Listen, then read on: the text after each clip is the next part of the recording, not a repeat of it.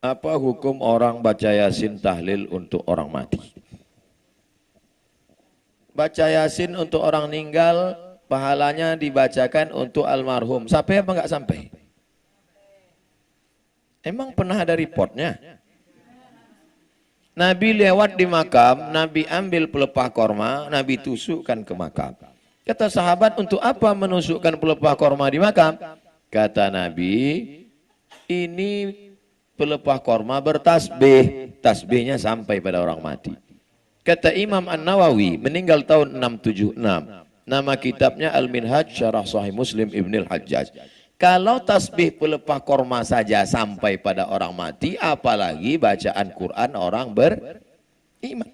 Tasbih pelepah korma aja sampai. Jadi kalau ada orang mengatakan bacaan Yasin Abdul Somad nggak sampai, berarti dia menghina saya lebih hina dari pelepah korma.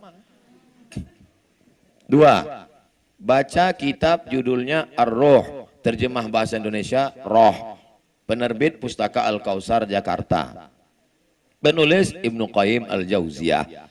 Ketika anak Umar bin Khattab, namanya Abdullah bin Umar bin Khattab, meninggal, dia pesan, nanti kalau aku mati, bacakan pada bagian kepalaku awal Al-Baqarah 5 ayat, alif lam mim sampai wa ulaika humul muflihun. Pada bagian kakiku bacakan 3 ayat ujung Al-Baqarah yang selalu kita baca, lillahi ma fis samawati wa ma fil ard.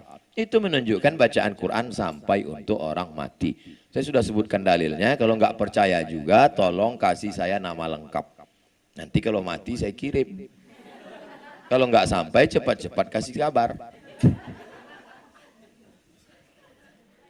Tahlil, la ilaha illallah, la ilaha illallah, la ilaha illallah, itu arti tahlil.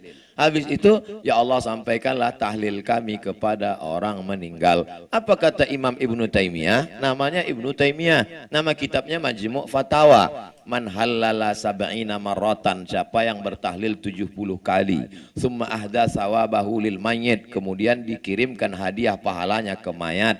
Intafa'a bihi, pahalanya sampai. Kurang apa lagi?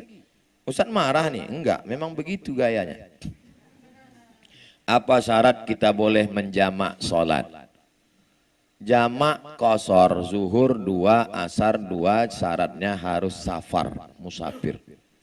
Jarak musafirnya berapa? 89 km. Kalau payah ngingat 89, ingat aja Wali Songo 90. Cici loro telu papat 5 6 7 8 Songo 9 90. Boleh qashar. Adapun jamak, ini jamak zuhur tetap 4, asar tetap 4, maghrib tetap 3, isya tetap 3 pada saat kondisi darurat tingkat tinggi. Kakak kita kemo, tidak ada musafir karena rumah dekat samping rumah sakit. Kemo dari jam 8 pagi sampai jam 8 malam. Gimana sholat maghrib dengan sholat isyanya? Jamak tapi nggak pakai qashar. Gimana sholat zuhur dan sholat asarnya? Qadha. Karena kalau kan bisa sholat gini Pak Ustadz, orang kemo nggak bisa, bergeser dikit kabelnya terbakar, urat-urat. Maka dia berapa jam? Mudah-mudahan saudara kita yang kemo sehat. Saya ulang sekali lagi, kalau dia qashar mesti ada safar, mesti ada musafir. Tapi kalau tidak, darurat tingkat tinggi, maka boleh jamak tapi enggak qashar. Tapi daruratnya tingkat tinggi, dokter operasi 5 jam. Dari start jam 12, start jam 11 selesai. Nah, itu jamak takhir. Karena 11 belum masuk waktu zuhur. Nanti selesai operasi, asarnya 4, zuhurnya 4. Jamak tidak pakai qashar. Karena kalau dia tinggalkan pasien mati. Tapi jangan gara-gara ini dikit-dikit jamak. Dikit jamak. Ente kok jamak sih? Kondangan. Arisan jamak, kondangan jamak. Kalau kita menjamak sholat, mana yang harus kita dulukan? Sholat yang dijamak atau sholat yang pada waktu? Kalau jamak takdim, mesti zuhurnya dulu. Kalau jamak takdim, mesti maghribnya dulu. Tapi kalau jamak takhir, tidak ada, mesti maghrib dulu atau isya dulu. Jamak takhir sholat Zuhur dilaksanakan di waktu asar. Kalau ada imam yang buat zuhur dulu, berarti dia menjaga urutan karena lebih dulu zuhur baru asar. Kalau dia buat asar dulu, melihat waktunya karena zuhur numpang di waktu asar. La yustaratu fihil mualat, tidak disyaratkan mesti berurutan. Nama kitabnya Al-Fiqhul Islami wa Adillatuh. Nama penulisnya Syekh Wahbah Zuhaili, dekan Fakultas Syariah Islamic Law Universitas Damaskus Suriah. Tapi kalau jadi imam sholat maghrib jamak takhir, makmum mesti dikasih tahu. Makmum, ini kita maghrib dulu. Kalau enggak nanti imam 3, makmum yang isya. Mesti kasih tahu makmumnya. Kalau sebelum berdoa kita baca ila hadratin Nabi Al-Fatihah. Boleh apa enggak Pak Ustaz? Ila hadratin Nabi artinya saya kirim Fatihah ini untuk Nabi. Tidak kita baca pun tetap sampai ke Nabi. Enggak pun kita baca, tetap sampai ke Nabi. Kenapa? Mandalla ala khairin falahu mislu ajri fa'ilihi. Siapa menunjukkan kebaikan, dia dapat pahalanya automatically. Lalu kenapa kita ucapkan ila hadratin Nabi? Sama seperti Bapak. Tidak pun dikatakannya I love you full. Dia tetap cinta sama ibu, tapi kadang ibu enggak percaya.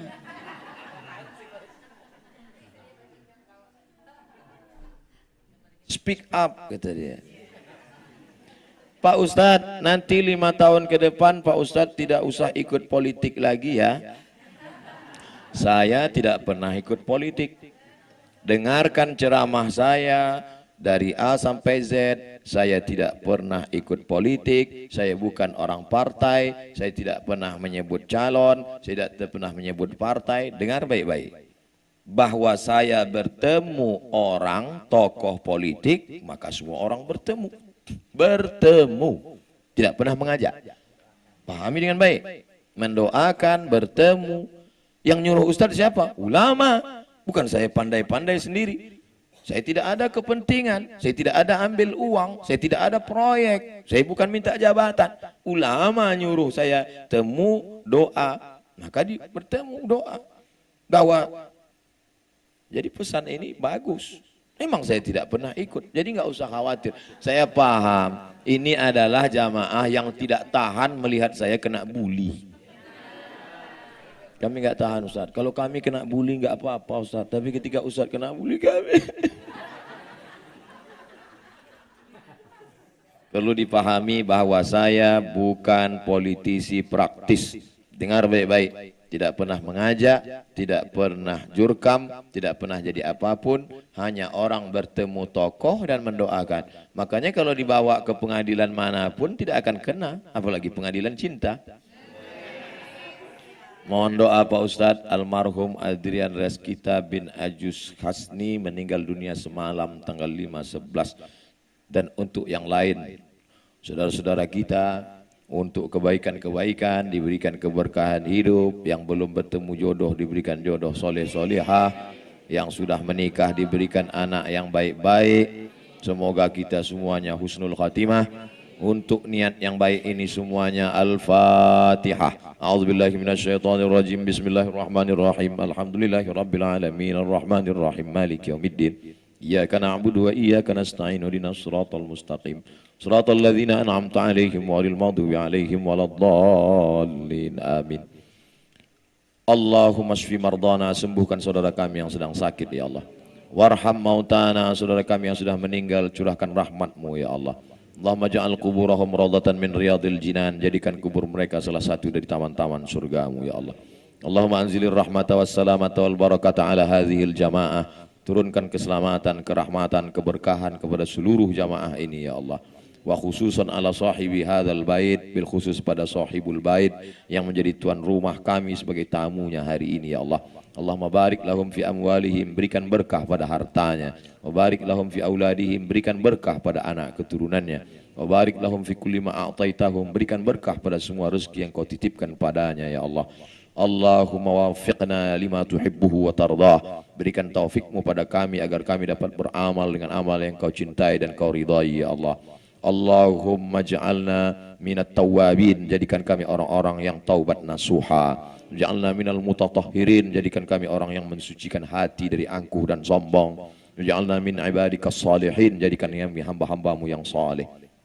Allahumma ja'al abna'ana wa banatina minas salihin was salihat wal hafizin wal hafizat. Jadikan anak-anak keturunan kami menjadi para penghafal Al-Quran. Allahumma rzuqna ziyarata baitikal atiq, berikan kami rezeki yang halal supaya kami bisa berhaji dan berumrah ke Baitullah. Allahumma ja'al akhir kalamina inda intihai ajalina, jadikan akhir kalam kami ketika ajal kami sampai kalimat yang keluar dari mulut kami, la ilaha illallah Muhammadur Rasulullah sallallahu alaihi wasallam. Rabbana atina fid dunya hasanah wa fil akhirati hasanah wa qina adzabannar. Wa sallallahu ala sayyidina wa syafi'ina wa maulana Muhammad wa ala alihi wa sahbihi wasallam walhamdulillahi rabbil alamin. Terima kasih segala perhatian. Mohon maaf segala kesilapan dan kekhilafan. Kita berpisah zahirnya tapi tak pernah berpisah karena kita tetap disatukan dalam doa. Doa untuk Ustaz Somad, terus kirimkan satu saja doa supaya mati husnul khatimah. Jangan sekarang, masih banyak jadwal. Ini langsung pulang ke airport, mudah-mudahan perjalanan diberikan Allah keselamatan.